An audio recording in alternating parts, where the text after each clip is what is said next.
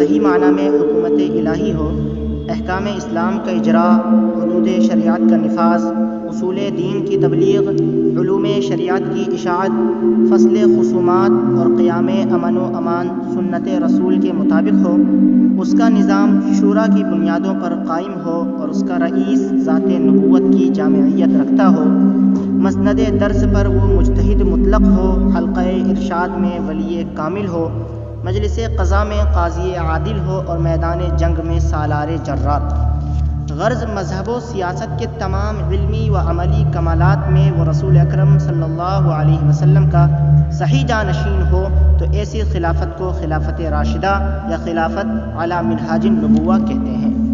خلفائے اربعہ یعنی حضرت ابوبکر صدیق، حضرت عمر فاروق، حضرت عثمان غنی اور حضرت علی کرم اللہ وجہہ کے پیغمبرانہ طرز زندگی اور ان کے دور خلافت کے شاندار کارناموں پر ایک نظر ڈالنے سے یہ حقیقت آئینے کی طرح روشن ہو جاتی ہے کہ ان حضرات کی خلافت کا زمانہ ہی خلافت راشدہ کا دور تھا۔ رسول اکرم صلی اللہ علیہ وسلم کی ایک حدیث ہے، الخلافت بعدی 30 عاما ثم ملک بعد ذلك، خلافت میرے بعد 30 سال ہے، اس کے بعد حکومت ہوگی۔ اس حدیث میں خلافت سے خلافت کا درجہ کمال یعنی خلافت راشدہ ہی مراد ہے۔ خلافت راشدہ دراصل درجہ نبوت کا تتمہ و تکملہ ہے۔ رسول کریم صلی اللہ علیہ وسلم نے ارشاد فرمایا ہے، کانت بنو اسرائیل تسوسهم الانبیاء کلما ہلک نبی خلفہ نبی وانہ لا نبی بعدی وسیکون خلفاء۔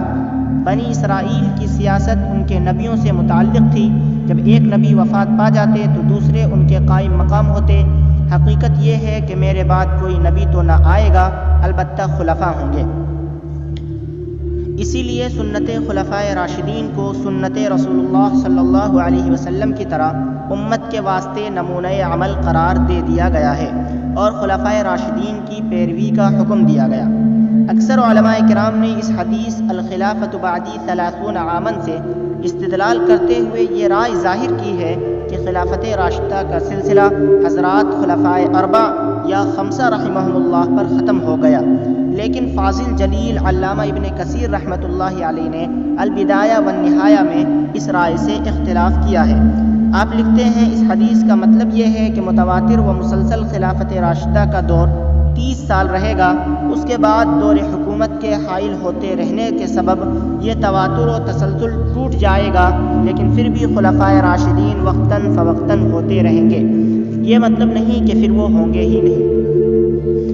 علامہ ممدوح نے اس رائے کی تائید میں جابر ابن سمرہ کی یہ حدیث جو صحاح میں مختلف طرق سے مروی ہے نقل کی ہے، لا تزال هذه الأمة مستقيما أمرها ظاهرة على عدوها حتى يمضي 12 خلیفة كلهم من قریش۔ اس امت کی حکومت قائم و برقرار اور یہ اپنے دشمن پر کامیاب رہے گی تاں کہ اس میں 12 خلیفہ ہو جائیں جو سب کے سب قریش میں سے ہوں گے۔ اس حدیث کی نقل کے بعد تائید مزید کے لیے تورات کی یہ عبارت نقل کی ہے، خدا تعالی نے حضرت ابراہیم کو حضرت اسماعیل کی بشارت دی اور فرمایا کہ وہ اسماعیل کی اولاد کو پروان چڑھائے گا اور ان میں سے 12 سردار پیدا کرے گا۔ پھر اپنے جلیل القدر استاد علامہ ابن تیمیہ کے حوالے سے فرمایا، یہ سردار وہی خلفاء ہیں جن کی جابر ابن سمرہ کی حدیث میں بشارت دی گئی، اور یہ امت میں حسب ضرورت مختلف اوقات میں ظاہر ہوتے رہیں گے۔ واضح رہے کہ ان 12 خلفاء سے شیعہ صاحبان کے 12 ائمہ مراد نہیں ہو سکتے، کیونکہ ان میں سے بجز حضرت علی و حسن کے کوئی صاحب اقتدار و اختیار نہ ہو سکا۔ افضلیت حضرت ابوبکر صدیق۔ قرآن کریم اور حدیث شریف میں خلیفہ رسول کی شخصی تعیین کے متعلق تصریحات نہیں ملتی۔ امرہم شورا بینہم، مسلمانوں کے کام آپس کے مشورے سے طے ہوتے ہیں۔ اس اصول کار کے مطابق شریعت اسلامی ان کے سب سے بڑے جماعتی کام انتخاب خلافت کی ذمہ داری بھی انہی کے سپرد کرنا چاہتی تھی تاکہ اچھے برے کے نتائج کا بوجھ انہی پر رہے۔ چنانچہ اس سلسلے میں کچھ شروط و ہدایات کے ساتھ ان کا دروازہ کھلا چھوڑ دیا گیا۔ تاہم نبی اکرم صلی اللہ علیہ وسلم کے قول و عمل میں جا بجا ایسے اشارات ملتے ہیں جن سے آپ کے بعد حضرت ابوبکر کے استحقاق خلافت کی طرف رہنمائی ہوتی ہے۔ اور یہ سمجھا جا سکتا ہے کہ آپ اپنی نیابت کی مسند پر اسی یار غار کو فائز دیکھنا چاہتے تھے۔ بعض عملی اشارات حسب ذیل ہیں۔ نمبر 1، غزوہ تبوک رسول اکرم صلی اللہ علیہ وسلم کی حیات میں زمانہ کے لحاظ سے سب سے آخری، تیاری اور سامان کے لحاظ سے سب سے بڑا اور حریف کی شوکت کے اعتبار سے سب سے اہم غزوہ تھا۔ اس غزوے میں لشکر اسلامی کا سب سے بڑا منصب صاحب اللواء حضرت ابوبکر رضی اللہ عنہ ہی کو عطا ہوا۔ نمبر 2، سن 9 ہجری میں رسول اللہ صلی اللہ علیہ وسلم نے حضرت ابوبکر کو ہی اپنا قائم مقام اور امیر حج مقرر فرما کر مکہ معظمہ بھیجا اور حکم دیا کہ مینا میں اعلان کر دیں کہ اس سال کے بعد خدا کے گھر میں اس کے باغیوں کے لیے کوئی گنجائش نہیں۔ پھر حضرت علی رضی اللہ عنہ کو آپ ہی کے زیر سیادت سورہ برات کی آیات جو اسی زمانے میں نازل ہوئی تھی سنانے کے لیے مامور فرمایا۔ چنانچہ یہ حج حج ابوبکر کے نام سے ہی تاریخ میں مشہور ہے۔ نمبر 3، مرض وفات میں جماعت صحابہ کی امامت کے لیے حضرت ابوبکر ہی کو ترجیح دی، اور جب حضرت صدیق کی عدم موجودگی کی وجہ سے بعض صحابہ نے حضرت عمر کو آگے بڑھا دیا اور ان کی آواز جو کافی بلند تھی حضور کے کانوں تک پہنچی تو آپ نے غصہ ہو کر فرمایا، نہیں نہیں نہیں، ابن ابی قحافہ یعنی حضرت ابوبکر ہی نماز پڑھائیں۔ جس قوم میں ابوبکر موجود ہوں کسی اور کو امامت زیب نہیں دیتی۔ نمبر 4، مسجد نبوی کے گرد جن صحابہ کے مکانات تھے انہوں نے مسجد میں حاضری کی آسانی کے خیال سے ان میں کھڑکیاں کھول رکھی تھی، انہی کھڑکیوں کے راستے مسجد میں حاضر ہوتے تھے۔ وفات کے قریب آپ صلی اللہ علیہ وسلم نے حکم دیا کہ سب کھڑکیاں بند کر دی جائیں، صرف ابوبکر کی کھڑکی کھلی رہنے دی جائے۔ چند قولی اشارات یہ ہیں۔ حضرت ابو ہریرہ رضی اللہ عنہ روایت کرتے ہیں کہ رسول اللہ صلی اللہ علیہ وسلم نے فرمایا، شب معراج میں جس آسمان پر بھی پہنچا وہاں اپنا نام محمد رسول اللہ اور اس کے بعد ابوبکر صدیق لکھا پایا۔ نمبر 2، حضرت علی رضی اللہ عنہ روایت کرتے ہیں کہ رسول اللہ صلی اللہ علیہ وسلم نے فرمایا، ابوبکر اور عمر تمام اگلے اور پچھلے اہل جنت کے جو ادھیڑ عمر کے دنیا سے اٹھے اور طاعت و عبادت کے لیے وقت پا سکے سردار ہوں گے، سوائے انبیاء اور مرسلین کے۔ نمبر 3، حضرت ابو سعید رضی اللہ تعالیٰ عنہ روایت کرتے ہیں کہ رسول اللہ صلی اللہ علیہ وسلم نے فرمایا، ہر نبی کے 2 وزیر آسمانی مخلوق میں سے اور 2 زمینی مخلوق میں سے ہوتے ہیں، تو آسمانی مخلوق میں سے میرے 2 وزیر جبرائیل اور میکائیل ہیں اور زمینی مخلوق میں سے ابوبکر اور عمر ہیں۔ نمبر 4، حضرت حذیفہ رضی اللہ عنہ روایت کرتے ہیں کہ رسول اللہ صلی اللہ علیہ وسلم نے فرمایا، مجھے معلوم نہیں کہ تم میں کتنے دن اور رہوں، لہٰذا میرے بعد ان دونوں کے حکم کی پیروی کرنا۔ یہ فرماتے ہوئے حضرت ابوبکر اور حضرت عمر کی طرف اشارہ کیا۔ نمبر 5، ایک سائلہ رسول اللہ صلی اللہ علیہ وسلم کی خدمت میں حاضر ہوئی۔ حضرت صلی اللہ علیہ وسلم نے ان سے فرمایا، اگر پھر آنا ہوا اور مجھے نہ پائے تو ابوبکر کے پاس جانا۔ خود صحابہ کرام جو دربار نبوت کے ہر وقت کے حاضر باش تھے ان کی بھی یہی رائے تھی کہ رسول اکرم صلی اللہ علیہ وسلم کے بعد سب سے افضل حضرت ابوبکر صدیق رضی اللہ عنہ ہی ہے۔ حضرت ابن عمر رضی اللہ تعالیٰ عنہ فرماتے ہیں کہ ہم صحابہ رسول اللہ صلی اللہ علیہ وسلم کے زمانے میں ابوبکر رضی اللہ عنہ کے برابر کسی کو نہ سمجھتے تھے، پھر ان کے بعد عمر، ان کے بعد عثمان کا درجہ قرار دیتے تھے، پھر تمام صحابہ کرام کو بلا ترجیح رہنے دیتے، ان میں سے کسی کو دوسرے پر فضیلت نہ دیتے تھے۔ طبرانی نے اس اثر پر اتنا اضافہ اور کیا ہے کہ رسول اکرم صلی اللہ علیہ وسلم ہماری اس ترتیب کو سنتے تھے اور انکار نہ فرماتے تھے۔ صحیح بخاری میں محمد ابن حنفیہ کی روایت سے حضرت علی رضی اللہ تعالیٰ عنہ کا ایک اثر بھی اسی مضمون کا منقول ہے۔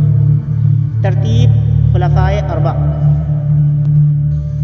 یہی نہیں بلکہ احادیث و آثار کی روشنی میں معلوم ہوتا ہے کہ خلفائے راشدین رضی اللہ عنہ اجمعین کے انتخاب کے سلسلے میں جو ترتیب ظہور میں آئی وہ منشأ نبوی کے مطابق تھی، اور یقیناً صحابہ کرام نے جو رسول اکرم صلی اللہ علیہ وسلم کے ہر وقت انیس و جلیس تھے، انتخاب خلافت کے وقت مرضی مولا ہی کو سب سے اولا سمجھ کر اس ترتیب کو ملحوظ رکھا ہوگا۔ حضرت جابر رضی اللہ عنہ کہتے ہیں کہ رسول اللہ صلی اللہ علیہ وسلم نے فرمایا، گزشتہ رات ایک مرد صالح کو خواب میں دکھایا گیا کہ ابو بکر کو رسول اللہ صلی اللہ علیہ وسلم کے ساتھ ملایا گیا ہے، اور عمر کو ابو بکر کے ساتھ اور عثمان کو عمر کے ساتھ۔ حضرت جابر کہتے ہیں کہ جب ہم لوگ حضور کی مجلس سے اٹھ گئے تو ہم نے آپس میں کہا کہ مرد صالح تو خود رسول اللہ صلی اللہ علیہ وسلم ہیں، اور ایک کو دوسرے کے ساتھ ملانے سے مراد یہ ہے کہ یہ یکے بعد دیگرے خلیفہ اسلام ہوں گے۔ رسول اللہ صلی اللہ علیہ وسلم نے فرمایا کہ اگر تم لوگ ابو بکر کو امیر بناؤ گے تو انہیں امین، دنیا کا حقیر سمجھنے والا اور آخرت کا شائق پاؤ گے۔ اگر عمر کو امیر بناؤ گے تو انہیں قوی اور امین پاؤ گے کہ خدا کے معاملے میں کسی کی ملامت کا خوف نہ کریں گے، اور اگر علی کو امیر بناؤ گے تو میرا خیال ہے کہ تم لوگ بالاتفاق ایسا نہ کرو گے تو ان کو ہدایت کرنے والا پاؤ گے۔ حضرت سمرہ رضی اللہ تعالیٰ عنہ راوی ہیں کہ ایک شخص نے حاضر خدمت ہو کر عرض کیا، یا رسول اللہ، میں نے خواب میں دیکھا کہ گویا ایک ڈول آسمان سے لٹکایا گیا ہے۔ ابو بکر آئے اور اس ڈول کے دونوں ڈنڈے پکڑ کر ضعف کے ساتھ پانی پیا۔ اس کے بعد عمر آئے اور اس ڈول کے دونوں ڈنڈے پکڑ کر اتنا پیا کہ کوکھیں پھول گئیں۔ اس کے بعد عثمان آئے اور اس کے ڈنڈے پکڑ کر اتنا پیا کہ کوکھیں پھول گئی۔ اس کے بعد علی آئے اور پانی پینے کے لیے اس کے ڈنڈے پکڑے تو ڈول ہلا اور کچھ پانی اس میں سے اس کے اوپر گرا۔ ابو بکر رضی اللہ عنہ روایت کرتے ہیں کہ ایک شخص نے بیان کیا، یا رسول اللہ، میں نے خواب میں دیکھا کہ گویا آسمان سے ایک ترازو اتری، اس ترازو میں آپ اور ابو بکر تولے گئے تو آپ ابو بکر سے بھاری نکلے، پھر ابو بکر اور عمر تولے گئے تو ابو بکر بھاری نکلے، پھر عمر اور عثمان تولے گئے تو عمر بھاری نکلے، اس کے بعد ترازو اٹھا لی گئی۔ حضرت علی رضی اللہ تعالیٰ عنہ سے روایت ہے کہ رسول اللہ صلی اللہ علیہ وسلم نے فرمایا، اللہ کی رحمت نازل ہو ابو بکر پر، انہوں نے اپنی بیٹی مجھے دی، مدینہ آنے کے لیے سواری کا انتظام کیا، غار میں میرے ساتھ رہے اور بلال کو اپنے مال سے خرید کر آزاد کیا۔